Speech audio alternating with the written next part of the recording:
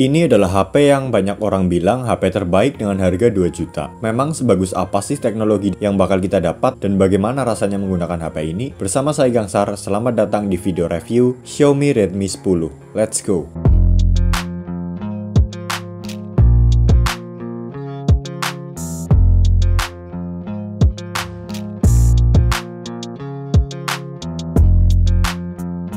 Sebulan yang lalu, saya sempat galau untuk memilih HP dengan budget 2 juta yang saya harapkan mampu memberikan value yang terbaik, yang tentunya tidak jadul-jadul banget, karena HP itu nantinya akan saya jadikan sebagai daily driver. Beberapa pilihan mulai bermunculan setelah saya riset di internet. Salah satunya adalah Samsung A03, Infinix Hot 12, dan Redmi 10 ini. Akhirnya setelah beberapa hari pertimbangan, pilihan saya jatuh kepada Redmi 10. Xiaomi memang dari dulu selalu memberikan spesifikasi dan fitur HP yang lebih tinggi ketimbang standar HP di pasaran dengan harga serupa. Itulah yang saya rasakan setelah mulai menggunakan Redmi 10 ini. Dengan harga 2 juta, menggunakan Redmi 10 ini memberikan saya experience layaknya menggunakan HP dengan harga yang lebih dari 2 juta. Namun ada beberapa hal juga yang membuat saya tidak nyaman menggunakan HP ini. Jadi saya anggap hal ketidaknyamanan tersebut adalah kompromi dari apa yang saya dapatkan lebih. Yuk, mari sama-sama kita bahas. Redmi 10 sebenarnya sudah rilis sejak tahun 2021 yang lalu, tepatnya bulan September. Jadi HP ini sudah berumur hampir 1 tahun. Walau sudah hampir 1 tahun, namun Redmi 10 ini masih banyak saya temui majang di etalase-etalase toko HP. Dan bahkan selama itu pun harganya tidak mengalami penurunan sama sekali. Hal itu saya jadikan kesimpulan bahwa Redmi 10 ini memang banyak peminatnya. Di situs resmi Xiaomi, Redmi 10 varian 4/64GB saat ini masih dijual dengan harga yang sama seperti tahun lalu, yakni 2.099.000. Sedangkan varian 6/128-nya dijual dengan harga yang masih sama juga, yakni 2.499.000. Namun karena saya beli di distributor, jadi harganya naik menjadi 2.150.000 untuk 4/64-nya.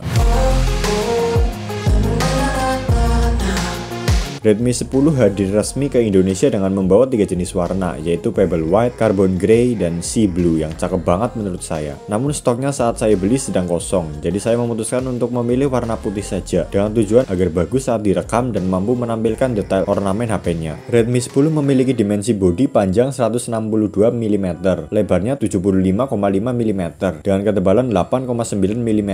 Sementara beratnya sendiri adalah 181 gram, membuat HP ini terasa sama seperti HP pasaran lainnya saat digenggam. Di bagian depan HP ini terdapat layar berukuran 6,5 inci beresolusi Full HD 1080 x 2400 pixel dengan kerapatan pixel 405 ppi, menggunakan panel IPS dan dilindungi oleh kaca Corning Gorilla Glass 3. Tidak lupa juga hal yang bikin saya suka tampilan depan HP ini adalah kamera depannya yang beresolusi 8 megapiksel sudah mengusung model punch hole yang membuatnya serasa kelas HP 3 jutaan. Tak hanya itu, hal yang membuat layar HP ini makin terasa premium lagi adalah kemampuan refresh rate 90Hz yang membuat scrolling di HP ini makin terasa mulus tentunya. Namun settingan defaultnya ada di 60Hz. Jadi apabila kamu ingin mengaktifkan 90Hz, kamu harus masuk ke pengaturan, lalu pilih tampilan dan pilih rasio menggerakkan layar. Memandang layar Redmi 10 ini sudah cukup nyaman seperti standar layar IPS pada umumnya. Namun saat di tengah terik sinar matahari agak sedikit susah dilihat. Jadi kamu harus mentokin dulu kecerahannya supaya minimal cahayanya bisa kelihatan lah, walau nggak jelas-jelas banget. Bezel HP ini juga lumayan terlihat tebal untuk bagian atas, kanan, kiri, dan bawahnya. Namun ini tidak menjadi masalah menimbang HP ini masuk di kelas entry level dan terbayar lunas juga karena sudah memiliki desain kamera depan punch hole. Material casing yang digunakan HP ini adalah polikarbonat. Hal yang saya suka adalah bagian tepiannya yang terlihat seperti warna metal. Di bagian atas HP ini terdapat lubang audio jack 3,5 mm.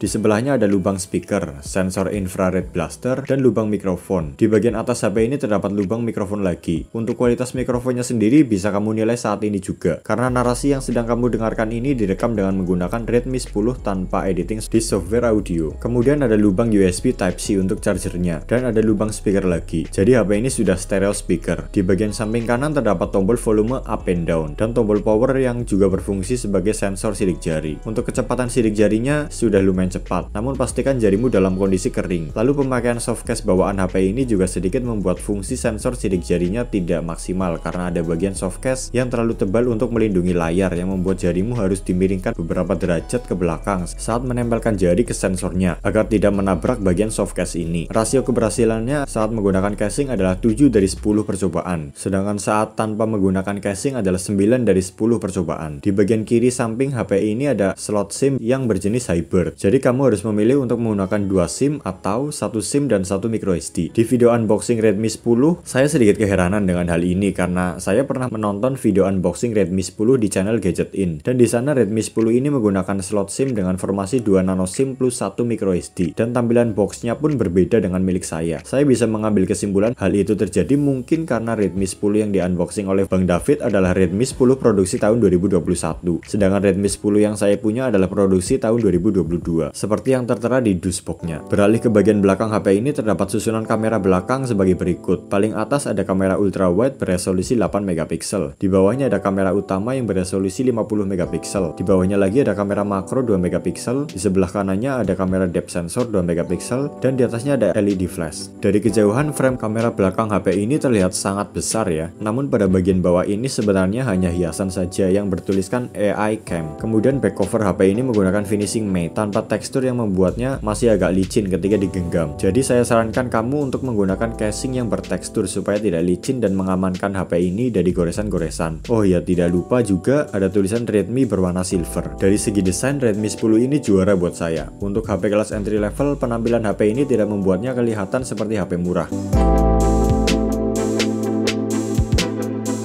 Redmi 10 menggunakan chipset MediaTek Helio G88, GPU Mali G52MC2 dengan variasi penyimpanan 4/64 GB atau 6/128 GB. Baterainya menggunakan kapasitas 5000 mAh dengan kemampuan daya fast charging 18 Watt, walaupun chargernya sudah mendukung output 22 Watt. Network HP ini masih 4G, belum 5G. Untuk skor AnTuTu benchmarknya sendiri berada di 210.000. Untuk pemakaian sehari-hari seperti browsing, streaming, sosmed, dan Google Maps, dan lain-lain lancar jaya. Belum pernah saya menemui lag selama sebulan ini. Untuk kemampuan gaming, saya sudah menginstal dan mencoba memainkan beberapa game di HP ini. Mobile Legends bisa dimainkan secara lancar di settingan grafis rata kanan dengan konsumsi baterai 3% per matchnya. Free Fire Max bisa saya mainkan lancar di settingan grafis rata kanan juga dengan konsumsi baterai 3% per match kelas squad. Lalu ada PUBG. Pertama kali saya login PUBG di HP ini, settingan grafis defaultnya ada di HD High. Hasilnya memang lancar, tetapi panasnya nauzubillah. Lalu saya coba turunkan ke balance, sedikit turun panasnya, tetapi masih bikin tangan kurang nyaman. Akhirnya saya turunkan lagi ke smooth extreme, dan sepertinya habitatnya memang di sini. Suhunya turun ke hangat saja. Konsumsi baterainya adalah 8% per match. Sementara untuk Genshin Impact, saya sadar diri saja. Oh ya, saya pernah memainkan game dengan menggunakan headset di HP ini. Namun yang saya rasakan justru kurang nyaman karena tangan kiri saya terhalang oleh headset seperti ini. Jadi saya harus membalikan HP-nya. Dan rasanya agak aneh kalau main game seperti ini karena saya biasa menggunakan tombol navigasi di tangan kanan saya. Sensor-sensor di HP ini cukup lengkap ya, ada accelerometer, sensor cahaya, orientasi, sensor jarak dekat, gyroscope, sensor suara, dan sensor magnet. Redmi 10 belum mendapatkan sertifikasi IP68 ya, jadi kamu harus menjauhkannya dari air. Namun jika terkena percikan air yang ringan-ringan saja sih harusnya tidak apa-apa, karena setiap produsen HP pasti sudah mempertimbangkan ketahanan HP sesimpel dari embun dan sedikit percikan air gerimis. Untuk ketahanan baterai dari pagi hari dengan kapasitas baterai penuh, saya selalu bisa menghabiskan seharian kehidupan saya tanpa perlu ngecas dengan screen on time 12 jam. Sementara pada tengah malam hari, akhirnya baterainya menjadi merah dan perlu dicas lagi. Begitu seterusnya. Dulu saat saya menggunakan Poco M3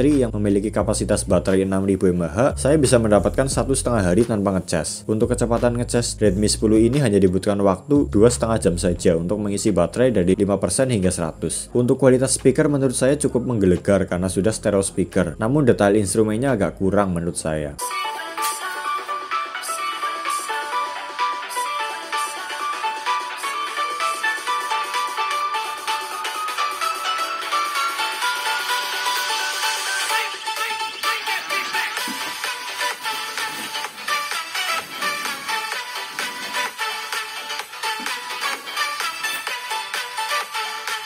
Selama penggunaan Redmi 10 ini saya belum mendapatkan keluhan terkait perangkat kerasnya. Sama seperti hal yang dikeluhkan oleh sebagian pengguna Xiaomi adalah saya merasa agak kewalahan dalam menggunakan ROM MIUI 12,5 pada Android 11 ini. Pada awalnya, beberapa keluhan yang saya rasakan adalah banyak sekali aplikasi tidak berguna bagi saya yang terpasang pada saat pertama kali menyalakan HP ini, seperti aplikasi games dan aplikasi belanja online yang cuma menuhin memori. Keluhan berikutnya adalah app Vault yang bikin nge-lag karena selalu merefresh berita-berita yang tidak pernah saya baca saat saya tidak sengaja meng-swipe ke arah kiri pada layar utama. Lalu ada komedi putar wallpaper yang jatuhnya seperti iklan saja. Kemudian MIUI 12,5 juga menggunakan gaya pusat kontrol status bar baru yang justru membuat saya kebingungan, yaitu swipe ke bawah pada sebelah kanan atas hanya untuk menampilkan item kontrol dan swipe pada kiri atas layar yang hanya menampilkan notifikasi. Ini jelas membuat saya lebih berpikir hanya untuk menarik bila status. Untungnya gaya pusat kontrol versi lama yang lebih simpel, sekali swipe langsung menampilkan item dan notifikasi masih bisa dipilih di pengaturan. Lalu keluhan yang paling membuat saya jengkel saat menggunakan MIUI 12,5 adalah notifikasi WhatsApp yang sekarang selalu menampilkan semua isi konten, pesan baru yang belum terbaca pada notifikasi mengambang maupun di bilas status. Ini jelas menutupi sebagian layar saat notifikasinya muncul. Saya sudah mengutak-atik pengaturan notifikasi namun belum menemukan pilihan untuk menampilkan jumlah pesan yang belum dibaca saja, tanpa menampilkan semua isi konten pesan WhatsApp-nya. Kesan saya terhadap user experience MIUI 12,5 adalah ribet dan terlalu banyak pilihan. Sebenarnya kurang cocok untuk orang seperti saya yang lebih suka sesuatu hal yang simple. Ini adalah beberapa hasil jepretan kamera Redmi 10.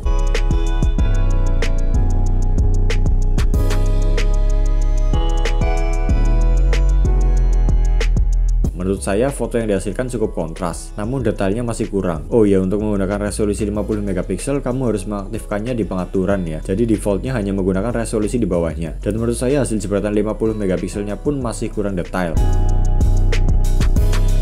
Untuk low light dalam mode auto ini jelas kurang banget kualitasnya. Masih ada beberapa titik yang ngeblur. Untuk menghasilkan foto low light yang bagus, kamu harus mengaktifkan night mode karena kualitasnya akan sangat jauh berbeda. Untuk kamera depan sendiri, foto yang dihasilkan juga cukup kontras. Bagian gelap akan sangat gelap dan tingkat kedetailannya juga sangat tinggi menurut saya. Padahal resolusinya 6 kali lebih kecil dari kamera belakangnya. Tetapi perbedaan tingkat kedetailannya sangat tipis menurut saya. Namun kadang-kadang saya juga bingung, kenapa sistem selalu memperhalus bagian wajah, padahal fitur beautify-nya juga sudah saya matikan. Kemudian untuk perekaman video, kamera belakang dan depannya mampu merekam hingga resolusi Full HD 1080 30 frames per second. Rekaman yang dihasilkan kamera belakang cukup stabil. Dynamic range-nya juga oke.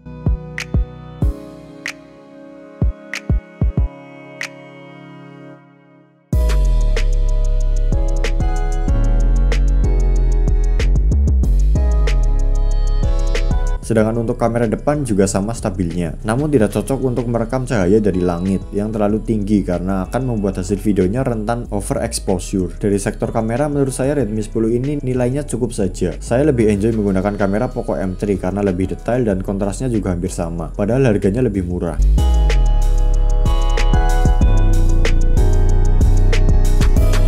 Sampai di titik kesimpulan, menurut saya Redmi 10 ini adalah HP yang mengandalkan spesifikasi dan performa sebagai nilai jualnya. Berbekal mesin yang gahar membuatnya tidak takut digeber untuk main game dengan grafik tinggi. Pemakaian harian juga mulus tanpa lag. Baterainya awet. Pokoknya mendukung keseharianmu banget. Belum lagi desainnya yang elegan dan terlihat mahal. Siap membuatmu beradu gengsi dengan HP-HP mahal lainnya. Namun apabila kamu adalah tipe user yang sangat detail dalam menilai sebuah produk atau bisa dibilang opreker atau bukan pemakai umum, Redmi 10 ini perlu sedikit diperhatikan karena UI UX-nya yang kurang memberikan kenyamanan serta kualitas hasil kamera yang kurang sebanding dengan yang digembor-gemborkan di iklan. Untuk masalah kamera ini, saya sarankan kamu agar jangan terlalu berekspektasi tinggi. Hasilnya memang bagus, namun tidak sampai saya berkata bagus banget, apalagi luar biasa. Untuk masalah NFC yang tidak tersedia di HP ini, sangat saya maklumi menimbang harganya yang cuma 2 juta. Jika ada seseorang yang bertanya kepada saya HP apa yang terbaik untuk harga 2 juta saat ini, saya akan berani menjawab Redmi 10 ini adalah yang terbaik. Saya belum menemukan HP lainnya yang lebih bagus dari HP ini, setidaknya sampai video ini diupload. Pokoknya kamu tidak akan menyesal setelah memutuskan untuk membeli HP ini. Ya, jadi seperti itulah video saya mengenai review Xiaomi Redmi 10, HP entry level terbaik yang bisa kamu dapatkan dengan harga 2 juta. Oh iya, tonton juga video unboxing Redmi 10